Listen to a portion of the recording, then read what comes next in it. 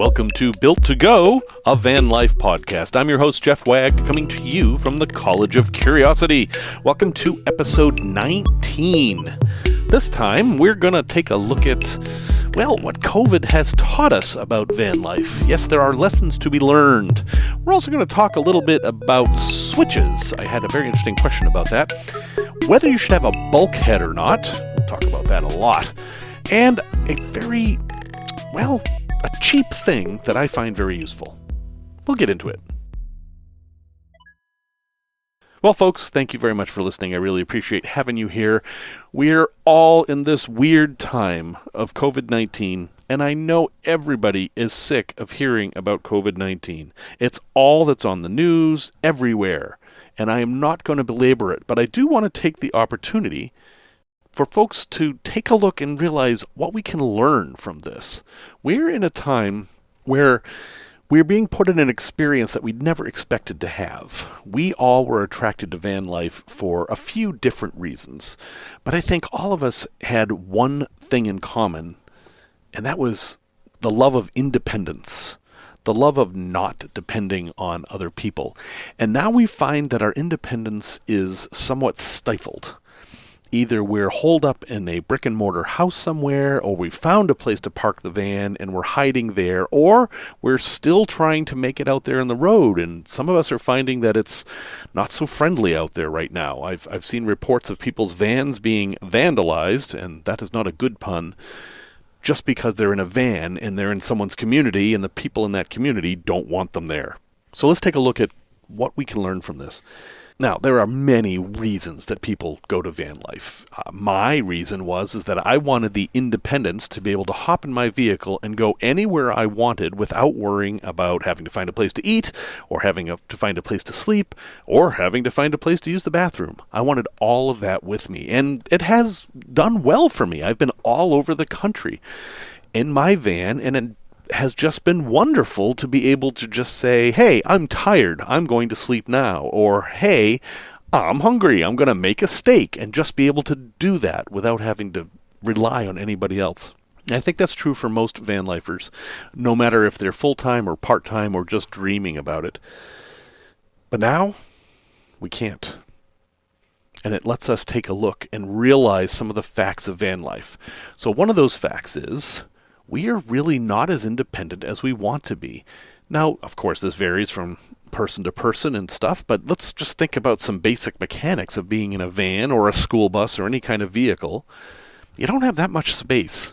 Even if you're in a school bus or a cube van or one of the larger vehicles, space is limited. That means we are dependent on other people for providing the stuff that we need that we would have space for in a house, namely food and water and fuel.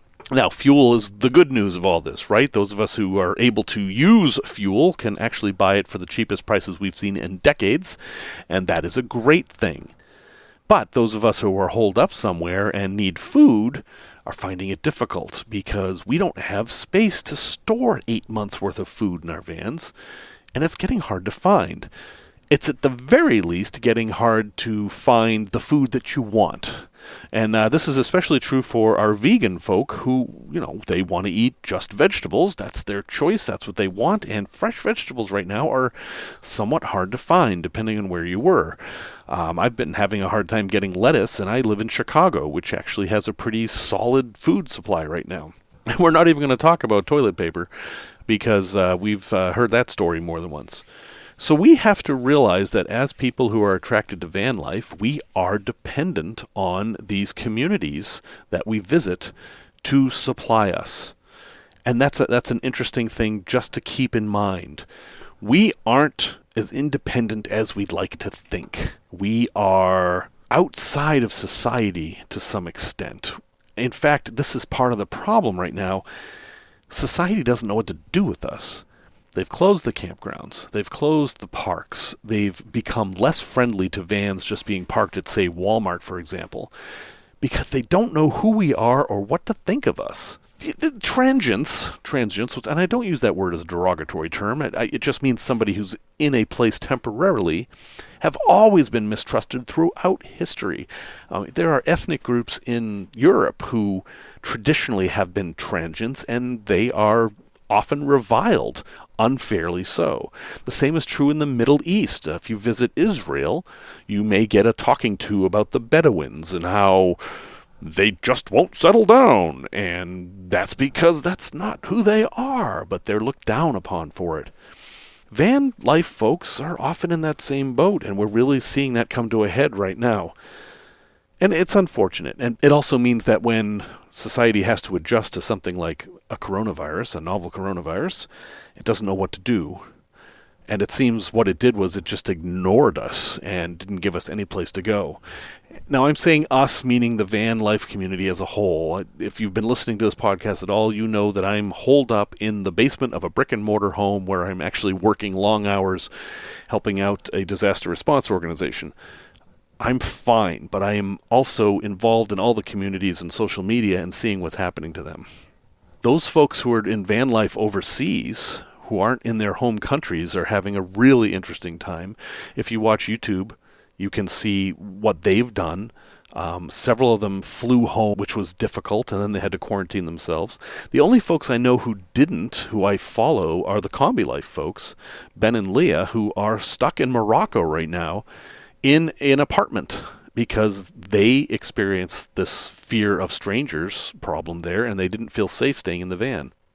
So another thing that some van lifers are learning is that while they like being independent and being on their own, van life is a very social thing for them. There are folks that just travel from one van life community to another, and they're hardly ever parking by themselves. They're parking with groups of people, and that's trickier now because of the social distancing thing.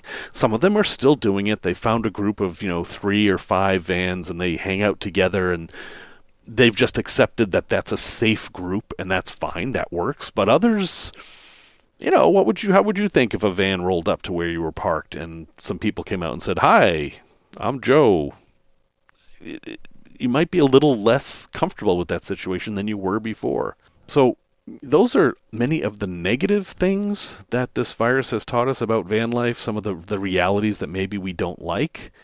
But we still have the positives that we've always had. We still know that there are a lot of kind people out there. I've seen many, many stories of van life people being in some sort of trouble and other people coming to their rescue, whether they are also van life people or just kind people. There are folks all over the country offering up their farmland or their driveways or their backyards to folks who are stuck right now without a place to stay. And again, I'm going to plug them one more time. VanLifer.co, Sacha's site, has listings of everybody on there who's offering help. So if you're one of those people who's stuck, definitely check that out. Link in the show notes, as always. So kindness has not gone away. In fact, it's actually, I see more of it now that we're in these times than I have before. It's just, you have to get past that distrust of strangers thing. Also, let's keep in mind here, we still have our homes attached to our backs. Even though I'm stuck in the basement of a home right now, my van's out front and it's ready to go.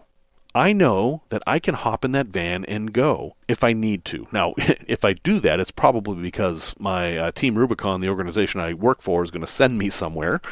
I'm not about to go out and do any vacationing right now, but it's just a comfort to know that that's there. I can control my space. I can control my environment. I know there's no virus in that van. So no matter how much fear I might have of catching the virus from somebody else, and honestly, I don't have that much fear. I have more awareness than fear. I have my little cocoon that I built that is my mobile home. And nothing to do with COVID has changed that. It's still something I have that I can use whenever I want. And that, to me, is probably the best thing about van life. So if you've had experiences with unusual things during this time and you'd like to share them, I am all ears. I would love to hear your stories. You can email me at jeff@builttogo.com or hit me up on the Facebook page or whatever. Get a hold of me any way you'd like. And I'd be happy to listen and possibly put it on the show if I thought it was interesting and you thought that was a good idea. At any rate, I hope everybody is doing well during this very, very unusual time, and we will get through this. And I hope to meet you guys somewhere out in the road. I'm wondering what I'm going to be doing this year as far as taking the van out, because right now I don't know.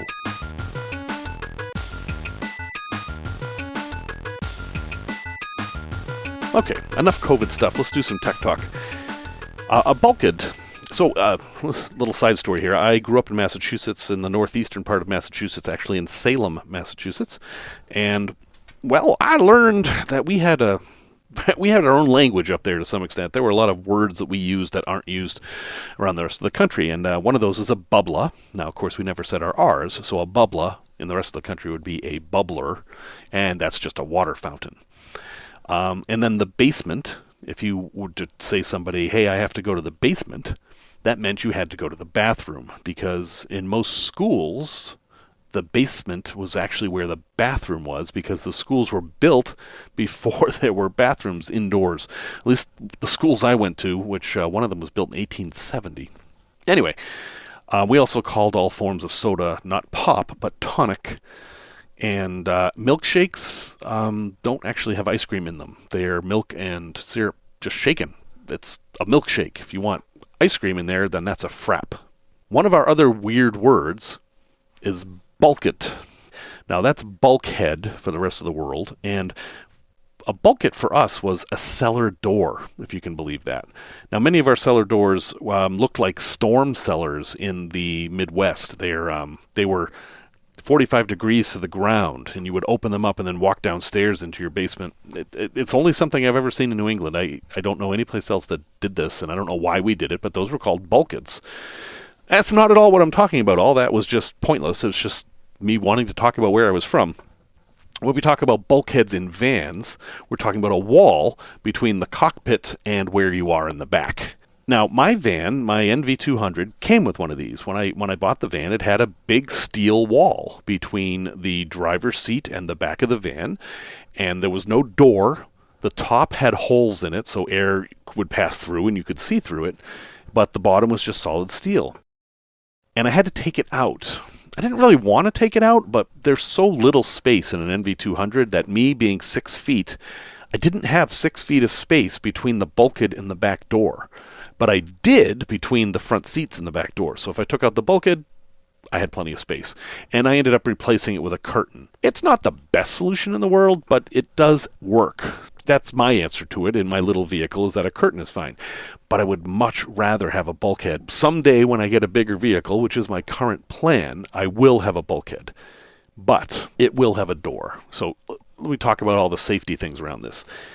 A bulkhead is good for a few reasons. First off, it gives you safety between the back and the front, meaning that, like, let's say you slam on the brakes and you left your coffee pot out or something. And I say this because I've done this. At one of my motorhomes, I had to slam on the brakes suddenly, and a coffee pot flew out all the way across the RV and hit me square in the back of the head. It was in a cabinet, but the cabinet door flew open, and out came this lovely coffee pot that is now dented, as is my head. A bulkhead would have prevented that. That's just one simple reason to have a bulkhead. Another is that from the outside, you can actually lock these things usually, and if someone broke into the front of your van, they couldn't get in the back very easily. And it adds some stealth. You look in there and you see this metal wall and you think, oh, that's a work van. There's stuff back there. I don't care. All those are good things. Now, I have seen people put bulkheads in that don't have doors, like mine didn't. And sure, it's easier. I mean, putting in a door is difficult, and doors do take up space. Even if they're sliders, doors take up more space than no doors. But I strongly recommend you have a door simply for safety's sake. If you are asleep somewhere at night and something bad happens, being able to get through that door and get into the front and drive away is a huge benefit. And I always recommend people be ready for that no matter what. That just gives you an ultimate level of freedom, that if somebody's trying to get in your van or they're menacing you from outside, being able to get up front and drive away is a huge benefit. So if you do want to have a bulkhead, please consider having a door.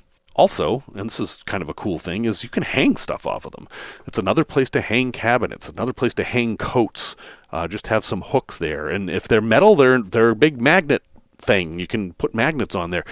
Anyway, consider having a bulkhead. You do not have to buy a professional one. They can be very expensive.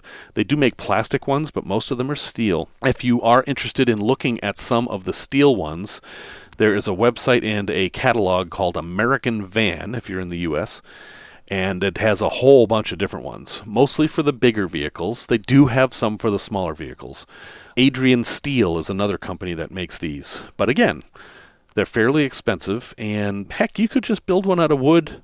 It doesn't have to be all that substantial to be effective. So, in your van build, consider having a bulkhead. I think it's a great idea, and I honestly wish I could have one. Okay, let's have a product review. If you've listened to this podcast at all, you have learned that I am not a big fan of inverters. I think your van is best off if it's dedicated to 12 volts and that you don't waste power by trying to get things to run at 110 volts. At the same time, I know that for a lot of people, they just want to run 110 volt stuff because maybe they're taking stuff out of their house and they want to use it in their van, or maybe they have a fridge that fits perfect, but it's a 110 volt fridge, so they want an inverter for that, or maybe they want to play their PlayStation or Xbox, whatever the reason is. It's your van, do what you want. I don't want an inverter. I want to try to avoid it at all costs, and I've done this very successfully, except for one thing. My computers that I own, and I own several for various reasons, all require 19.2 volts to charge. All of them. And sorry folks, you can't get 19.2 volts out of 12 volts unless you mess with it. Now there are little voltage up converters you can get if you're handy with wiring and stuff, but honestly, the simplest thing to do is this. If you look on Amazon, and yes, I'll have a link, you can, for about $15, buy an inverter that plugs into your cigarette lighter port.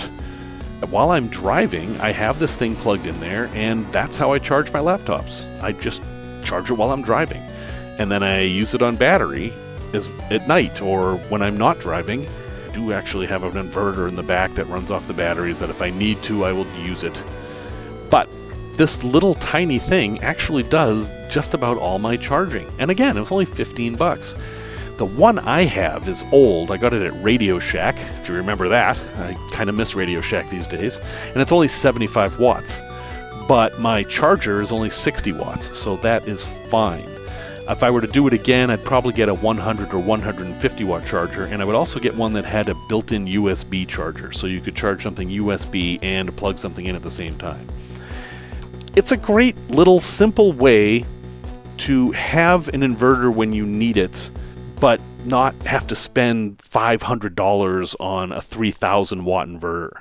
Now, yes, you're only going to get modified sine wave, you're not going to get pure sine wave, but for most things, especially charging laptops, you don't need pure sine wave. That brick that comes with your laptop, that does all the power conditioning you need. Those things are designed to take all different kinds of power and give the computer what it needs, so don't even worry about that. It'll also power a fan fine too. Like say you had a big box fan, that would work too. Just remember that if you're going to use your cigarette lighter plug from the front of the van, you're using your starter battery, and you got to be careful with that because you don't want to drain that. So that is my plug today for these little tiny inverters. I think they're a great addition to any van, and they won't break the bank.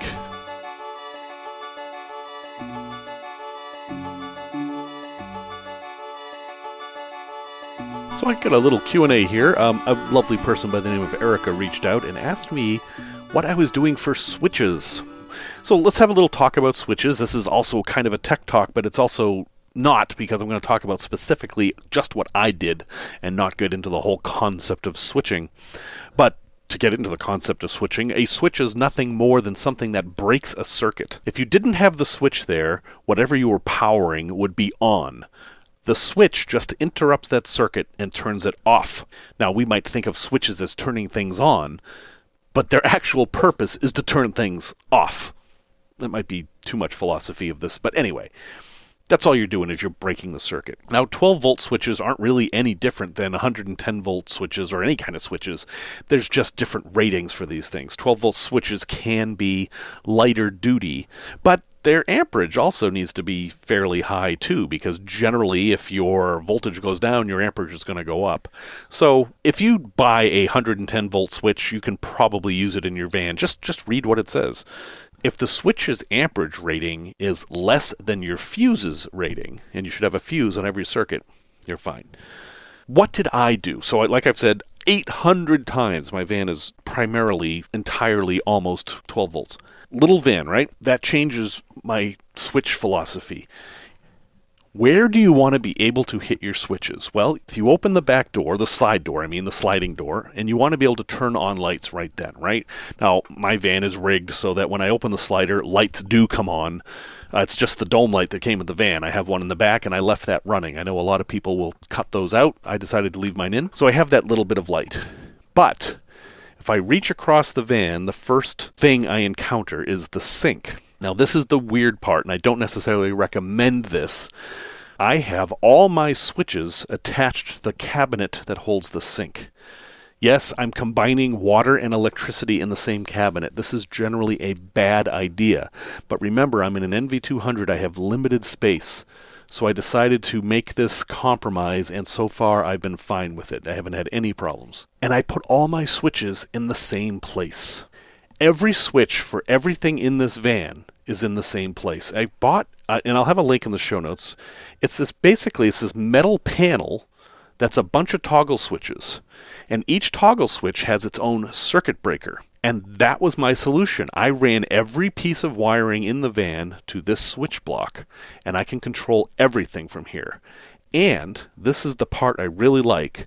I can reach this from either side door or while I'm in bed.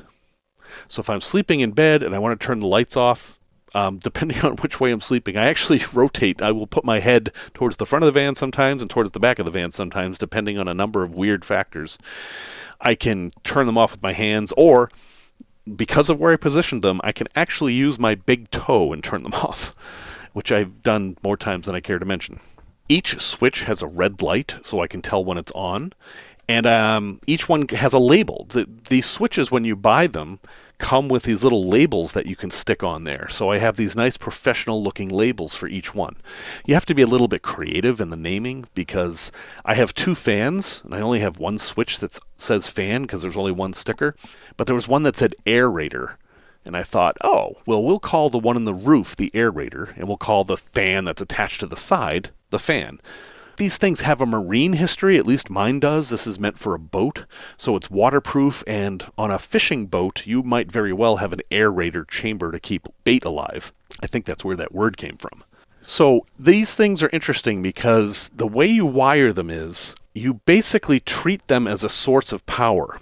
Every light, every socket, everything in the van goes to this switch, and then out of this switch comes a ground, obviously, and a power.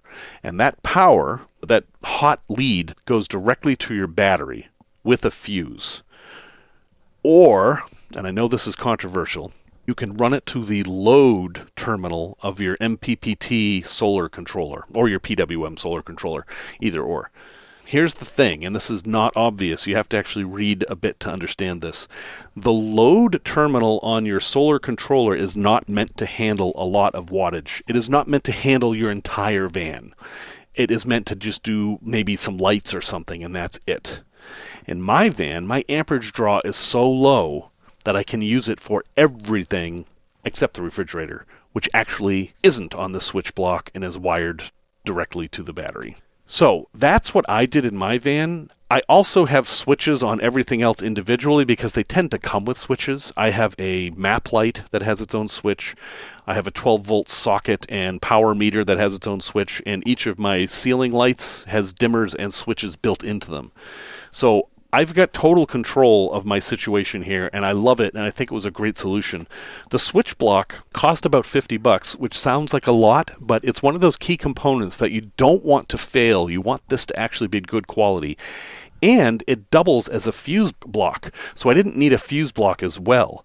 My switches are my fuse block, which saved me space and a little bit of money. So Erica, that's how I did it. I think it worked well. I know you mentioned you have an Econoline, so it's a bigger van, so you're probably not going to be able to reach it from everywhere like I can in my van, which is good because it just means you have more space.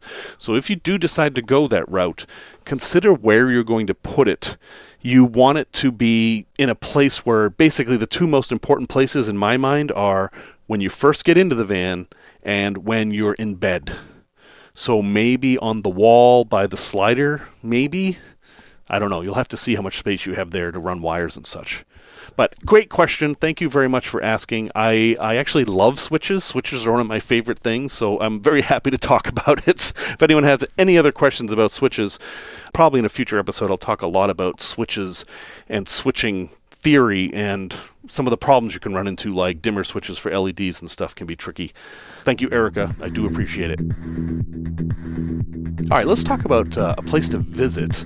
I had a great experience last year. Was it last year? Man, time is weird. I think it was last year.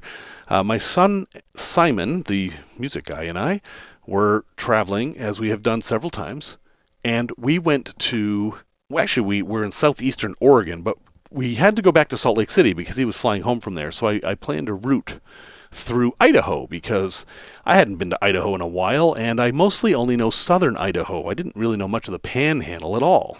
And there are a number of places to visit here. I'm going to have several places to visit from the Panhandle of Idaho, but the one I wanted to talk to today is called Craters of the Moon. Craters of the Moon. Now, here's a weird little factoid. In downtown Chicago, there is the Chicago Tribune building, which is one of the famous buildings you see all the time. It's not really a big skyscraper, but it's historic and very gothic, and it's right near the river. And embedded in the walls of it are pieces of all these famous things, like the Berlin Wall and the Great Pyramids of Egypt and Notre Dame in France. All this stuff, like pieces of it, are embedded in the wall of this, and it's just like this homage to imperialism where somehow these American reporters were able to go and take pieces of the pyramid. How is that possible? But they did, and they're in the side of this building, and one of the things that's there is a piece of Craters of the Moon.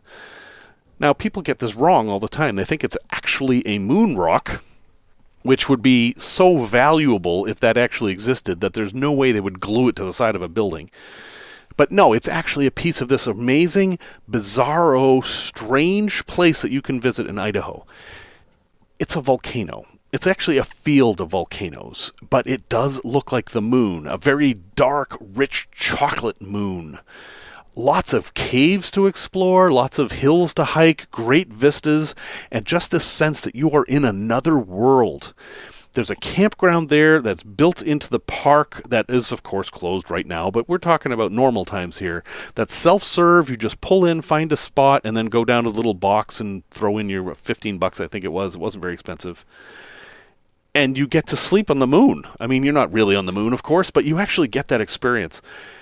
It's very quiet there. The wildlife is a little strange, and the plants are even strange. I mean, if you wanted to make a home sci-fi movie about visiting Mars, this would be the place to go. So, it's up in the middle of the Idaho Panhandle, which isn't a place necessarily you're going to go unless you're going there on purpose. Go there on purpose. This is worth it. It's easy driving. You can take any size rig there all around the park, and I only got to spend a day there, but I really wish I had more time. I think I'm going to try to head back there. So, Craters of the Moon National Monument and Preserve in Idaho. Well, folks, thank you for listening to this episode 19. I really appreciate you listening. If you ever want to get in touch with me, I am Jeff Wagg. That's my name, W-A-G-G, like a dog's tail with an extra G, and you can get a hold of me at jeff@builttogo.com.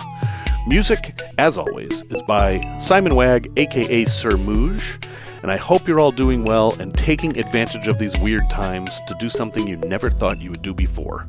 Talk to you next week.